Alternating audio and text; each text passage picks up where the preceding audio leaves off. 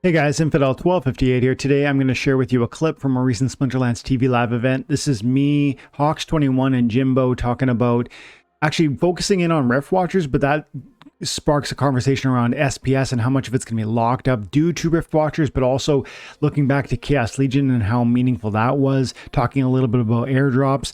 There's a big winding conversation which starts with rift watchers, and you're not going to want to miss it. If you're interested in being live at these events, come hang out on Friday nights from 9 to 11 Pacific Standard Time with me and Jim on Splinterlands TV. Thanks, guys. Have an amazing day. God bless. But we haven't talked about Rift Watchers.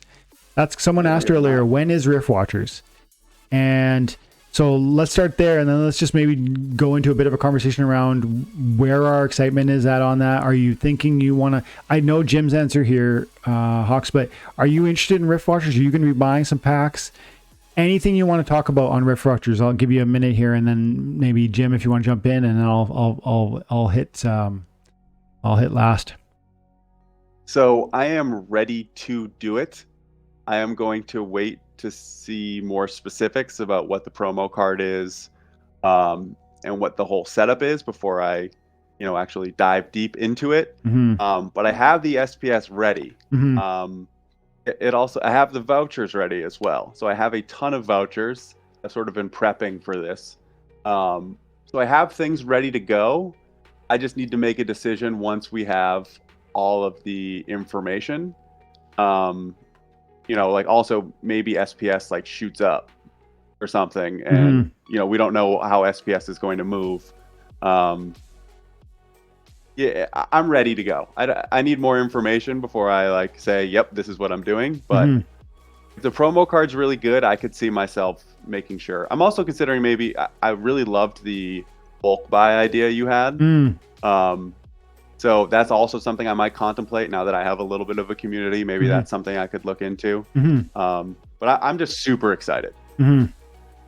Yeah. I mean, it's a lot of work doing a bulk buy with people there. It's great. And it's been this kind of almost, I gave those guys in my Discord like a special role. They're called my chaos agents because they've been man, we put together $250,000 and they put it in my hands. That's nuts. It really is crazy. And all I could say to them, they're like, what if you just disappear with this? I'm like, all I could say to them was, I mean, one, I've got a YouTube channel and this would sink me. Like if I took your money and just disappear on you. And that was all I could really say. But I was super clear. I was like, you guys need to think this through. You don't really know me. And I'm promising you, I'm going to be honorable about this, but you don't know me. And so right. I had to go, I had to have that conversation with every one of them. And some people were like, and I know hard feelings, but some of them were like, no friggin' way. Right. But we put together $250,000 and we bought 70,000 packs with one of my accounts. And then with Infidel, I think I bought 7,000 packs myself, and the rest were other people's investments. And with Infidel, and this is getting away from Rift Watchers, but just quickly, I'm almost 10,000 packs with Infidel. Plus I bought 1,000 packs with some other vendor that was, I forget his name now, but he's a guy who was doing his own bulk buy. So I bought 70, I'm going to say 80,000 packs collectively across all my accounts. And it's through the power of community. So maybe explore it, but it is a lot of work. Rift Watchers is going to be exciting for that maybe, because I think those who get in early are going to get some really amazing promo card, because we know there's going to be a promo card for Rift Watchers, right? And then airdrops, 6 different, I think, epic summoner airdrops. And I heard somebody say, Hawks, was this you? Somebody was talking about Behemoths. Oh no, it was Tails. Yeah, it was Tails. Yeah. So the airdrops are going to be quote unquote Behemoths. And I think he's right that those are going to probably have huge mana, or there'll be something really special. But I believe they told us they were summoners. And so I'm guessing that maybe I'm wrong, maybe they're not summoners, but I think they are. And then I think that if they are and they're quote unquote Behemoths, they're probably 14 mana or something, but they're just super amazing, but you can only use them in certain contexts, maybe. I don't know. So they've also talked about that there's just going to be a ton of high mana monsters in the Rift Watchers set. They wanted to introduce more like giants or behemoths into the game. So I don't know what the airdrops are going to be, but I know it's both of those things. I know there's going to be epic summoners, and who knows, maybe we do see some 10 mana, epic summoners for the first time. We break into that double digits or something. But they have said that there's going to be some really, really high mana monsters in Rift Watchers. See, this is a point I don't want to monopolize. I want to hear from you too, Jim, but this is a point that I keep thinking about with Giant Killer. I think Giant Killer is being slept on right now. And I think as the game goes on, you like by design have to see more monsters that are 10 mana plus, which means Giant Killer gets stronger and stronger and stronger. So everybody that's got Giant Killer to me is like an interesting buying opportunity, and is sometimes ignored, but will be better and better and better every time we get a new pack or a new reward that's got a card that's 10 or more mana. Jim? And what's cool is you can often see what they're planning and what they're testing by the little short releases they do, right? So they put out Giant Killer, and there's some giants in the game now, so they get all this data and they sort of see how Giant Killer reacts. They're like, ooh, okay, we like this dynamic. Release the giants, right? And then also you see they put in a 14 mana card, right? The Chaos Dragon, I believe. I always forget their names. So they're testing that, right? Like, how are people able to work in a 14 mana card? What does it look like? Does it, are they able to play it in mid mana games? Is it just 60 mana games? So they sort of drip these things out to test. And then once they're comfortable with it, it's like, all right, all full sail ahead into their next idea. Yeah. And Tails is dropping a comment. He says, force field as well. Don't sleep on that ability. He's right. Yeah. And in his video on that topic, he was talking about if these behemoths are monsters and they will probably have huge mana cost, they'll have huge damage output likely. And then that would make force field really another reason why force field will be desirable. And I think that's probably true, even if those big quote unquote behemoths are not in-game maybe they are in-game monsters, maybe they're summoners, I don't know. But the point is, regardless, force field is one of those abilities that actually is going to get more and more desirable because there'll be more and more monsters that have that high damage output that gets triggered that gets nerfed by force field.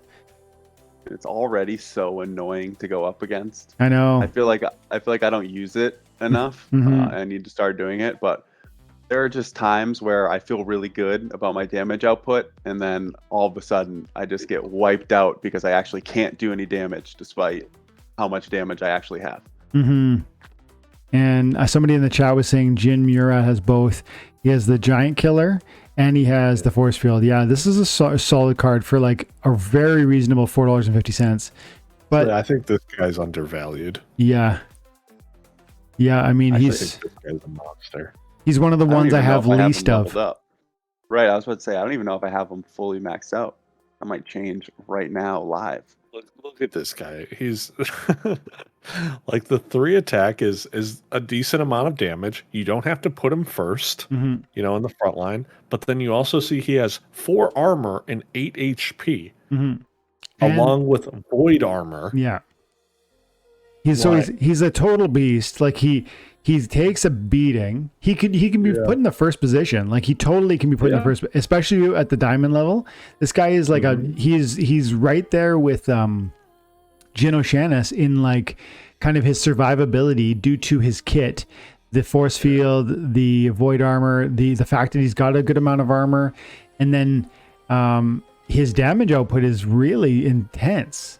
And the beauty is that even though he could be your first person tank, you don't need him to be, because I like using him in like a second or even a third spot where you get like tank, you get like a tank, you get like a main tank, then a reach tank, then a Jim Murat like third tank, who's dropping bombs from the third row. And then hopefully you get like a stunner in there too. Like if you mix dragon with your death, then you can bring in like the lightning dragon, I think it's called. And now you have revealer too. Yeah, revealer. But the revealer is a epic or rare, I forget, epic, I think. And so they have the same speed, right? Yeah. So the epic will go second. That's the problem with the revealer, because the legendary makes this one go sooner than the epic status of the other one. But man, the revealer is a great card in and of itself too. Like Death has got a lot of really cool cards recently. I feel like they've changed a lot, but like I love Lyra. I think Corpse Fiend is one of the better fiends with the silence at the highest level. You combo that with Thaddeus. Double magic nerf. Yeah. Jin Murat, we just spent time talking about. I actually have really been enjoying. Well, I like all of these guys. Well, maybe I don't like all these guys. I think the Shabby is very good. I use Soul Stringer quite a bit. Life Sapper is a bit more niche because he has too few hit points, but I do like him. Dampier Stalker I like quite a bit. At the higher levels, he's got good speed, and he's got the True Strike with 4 or 5 damage. I forget. 5. Deathblow is one that now I'm almost like digressing, but we were talking about abilities that are interesting and getting better. I feel like Deathblow is a bit of a dud. I just like, here's the thing: if you've got me down to one monster, you're probably gonna win. Like you're already winning. So I feel like Deathblow is like something that turns you from a winner to like a steamroll, as opposed to turns a loss into a win. I think they just specifically put that ability out to counter Llama. Mm-hmm. Like, I don't think it has any other use in the game besides countering Llama. And even then, you still have to like design your team with like a repair on a void armor person, and then get enough damage. So I think it was just to help with that. Yeah.